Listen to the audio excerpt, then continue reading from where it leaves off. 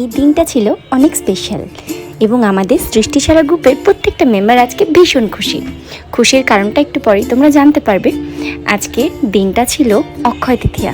অক্ষয় তৃতীয়ার দিন শিবযজ্ঞ মন্দিরে 5 দিনব্যাপী যজ্ঞ হয়। সেই যজ্ঞ দেখার সৌভাগ্য আমাদের আজকে হয়েছে সবার।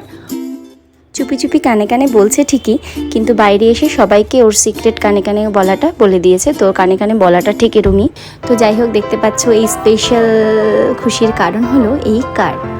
তো দাদা বৌমনি নতুন গাড়ি নিয়েছে, সেই গাড়িরই পুজো দিতে আমরা এখানে এসেছি।